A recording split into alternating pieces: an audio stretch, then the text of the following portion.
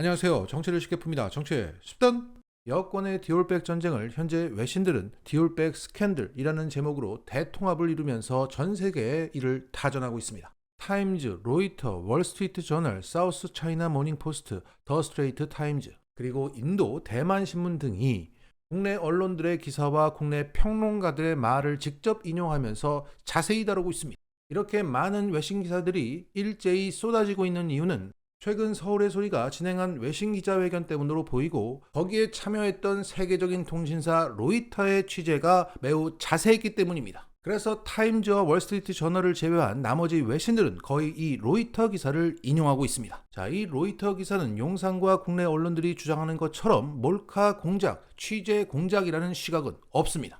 대신 이것을 폭로한 최재형 목사의 발언을 그대로 전하면서 이것이 디올백 스캔들이 촉발된 원인이라고 짚고 있습니다. 김건희와의 첫 만남에서 샤넬 화장품을 선물했을 때 명품 선물에 대한 김 씨의 반응 때문에 그런 선물이 김 씨를 만날 수 있는 유일한 방법이라고 생각했다. 디올백 선물이 김 씨와의 만남을 위한 입장권, 티켓과 같았다고 할 수 있다. 그래서 이게 터졌던 것이고, 로이터 통신은 용산 대통령실에 그 입장을 물어봤더니 제공할 정보가 없다고 하더라. 그리고 그 지지자들은 김건희는 불법 음모와 비방 캠페인의 피해자라고 하더라. 그러면서 여권의 김경률이란 사람이 마리 앙뚜아네트 비유를 하면서 갈등이 최고조에 달하고 총선을 앞둔 여권이 분열하고 있다고 전하고 있습니다. 자, 결국 하나하나의 문장들은 드라이하나 전체적인 맥락은 살아있는 겁니다. 대한민국의 영부인은 명품 선물을 좋아하고 받다가 난리가 났는데 대통령실은 침묵하고 있고 그 추종자들은 오히려 김건희를 피해자라고 한다. 게다가 여권 내부에서 마리 앙뚜아네트라는 딱 떨어지는 비유가 나오자 분열되고 총선 앞두고 난리가 아니다 라고 이 기사를 읽는 사람들은 받아들이게끔 되어 있다는 겁니다. 자, 이 대목에서 오늘 나온 민주당 박주민 원내수석의 관련 발언을 들어보시겠습니다. 이것에 대해서 대통령실 관계자는 이 사건의 본질은 함정 취재고 김건희 씨가 받은 건 대통령 선물이다. 이렇게 지금 얘기를 하고 있습니다. 여러분, KBS 같은 공영방송도 비밀 취재가 아니면 취재가 불가능한 것이 명백하고 그 이유를 공개적으로 설명할 수 있는 경우에는 비밀 취재를 허용하는 프로그램 제작 가이드를 가지고 있습니다. 그래서 함정 취재라고 해서 무조건 위법이다 불법이다라고 볼 수 없다는 점을 말씀을 드리겠고요. 이와 유사한 함정 수사의 경우에도 함정 수사가 불법이 되는 경우는 아예 범죄를 범하려는 의사가 없는 사람을 막 자극하든 여러 가지 방법을 통해서 범위가 생기도록, 범죄 의사가 생기도록 만든 경우에만 함정 수사가 위법하다는 대법원 판례가 있어요. 근데 두 차례 선물을 건네줬다는 거 아닙니까? 그리고 카톡으로 선물 관련돼서 메시지를 넣으니까 반응을 했다는 거 아니에요? 이건 없었던 범위를 생기도록 만든 불법한 함정 수사의 유형에도 포함되기 어려운 겁니다. 그리고 대통령 직무와 관련돼서 수령한 선물입니까, 이게? 대통령 선물이 되려면 그 조건을 갖춰야 되지 않습니까? 아니잖아요. 어떤 직무인데요, 도대체? 자, 이런 이유로 외신들도 이 사건을 함정 취재가 아니라 영부인이 디올백 받아 챙긴 사건, 즉 디올백 스캔들로 명명하면서 대통합을 이루고 있는 겁니다.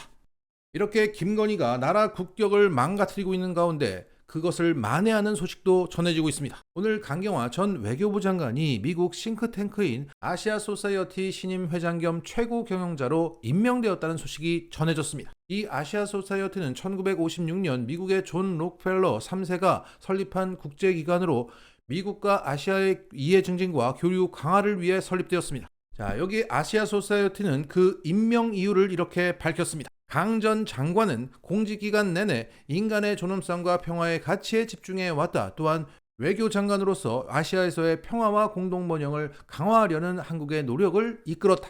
자, 이것은 한마디로 국내 정치가 세계에 수출된 사례입니다. 그만큼 전 정권이 보편성과 선진성을 갖췄다는 얘기입니다. 자, 정리하겠습니다. 김건희는 우리의 후진성을 전파했고 강경화는 우리의 선진성을 입증했다. 다음 뉴스. 오늘 오마이뉴스는 아주 굵직한 단독 보도를 내보냈습니다.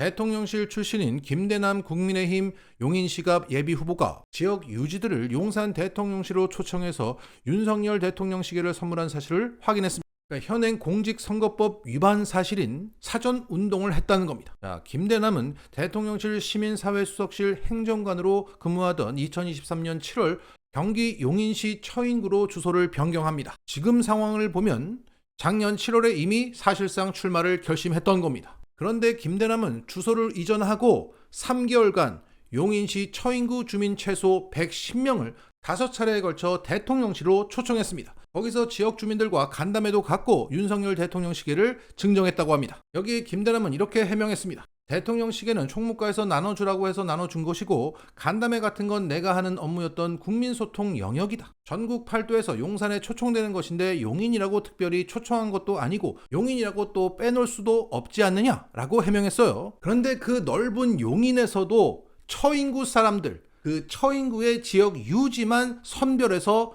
이렇게 초청하고 선물 줬다는 게 추가로 드러났습니다. 김대남을 수행하는 A씨가 작년 8월에 지역 주민들과의 카톡 단체방을 파서 대화했던 사실이 드러났던 겁니다. 그리고 그 단체방에 있었던 사람들은 하나같이 지역의 부녀회장, 통장, 주민자치위원회 임원, 의용소방대 연합회장, 어린이집 연합회장, 축구협회 임원 등 지역에서 왕성하게 활동하는 인사들이라고 합니다. 이러한 추가 취재 내용까지 묻자 김대남은 이렇게 답했다고 합니다. 누구를 초청할지는 프로세스에 따라 담당자가 정하는 것이다. 자, 대통령 시계는 총무과에서 나눠주라고 해서 준 것이고 누구를 초청할지는 담당자가 정한 것이다 라고 말하는 것을 보니까 혐의가 확실해 보입니다. 용산 대통령실의 일개 행정관도 이렇게 노골적이고 계획적으로 사전 선거운동을 하는데 비서관급, 수석급들의 사전 선거운동 상황은 어떻겠습니까?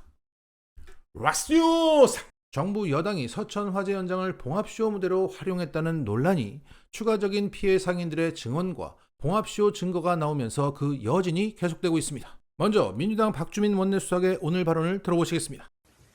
서천시장 화재 관련해서 대통령이 현장을 방문하고 한동훈 비대위원장이 현장을 방문했는데 그 과정에서 피해를 입으신 상인분들을 패싱했다라는 논란이 있습니다. 이런 논란이 있자 대통령실에서는 대통령이 150여 분 가까운 상인분들 직접 만나서 어려움을 직접 들었다 이렇게 해명을 했는데요. 상인분들의 말씀은 이런 대통령실의 해명과는 좀 다르게 나오고 있습니다. 어제 상인회장님 인터뷰를 보도한 언론 매체의 보도를 보면은 상인 중에 만난 사람은 자기 혼자밖에 없다. 그것도 한 10초밖에 안 된다라고 말씀을 하셨고요. 오늘 아침에 라디오 인터뷰를 한 서천시장 상인분은 2층에 대부분의 상인들이 기다리고 있어서 1층에 왔다 간 대통령을 본 상인은 많아봤자 몇 명에 불과할 것이다. 이렇게 얘기를 했습니다. 더 충격적인 것은 대통령이 방문하고 돌아가는 것을 위에서 보고 내려가서 만나려고 시도를 했는데 누군지 알 수는 없지만 막아섰다는 거예요. 대통령을 만나러 내려가는 것을 막았다는 겁니다. 그리고 더 놀라운 것은 한동훈 비대위원장 역시도 상인들을 패싱한 것처럼 오늘 라디오 인터뷰에서 말씀을 하셨습니다. 도대체 한동훈 비대위원장과 윤석열 대통령은 서천시장에 왜 방문한 겁니까? 둘이 사이가 여전히 좋다는 걸 꼭 서천시장에서 보여줘야 됐습니까? 알 수 없는 일이고요. 오히려 시장 상인분들의 분노만 자극한 것 아닌가 싶습니다. 여기에 어제 MBC는 서천 화재 현장에서 대통령실의 경원들이 윤석열과 한동훈의 봉합쇼 연출을 위해서 주변 사람들을 물리고 접근을 막아서는 장면을 포착해 보도했습니다. 누군가 분주히 다른 수행원들의 접근을 막습니다. 김태흠 충남지사도 여러 차례 제지당합니다. 자연스럽게 윤 대통령과 한 위원장 두 사람의 동행 장면이 부각됐습니다.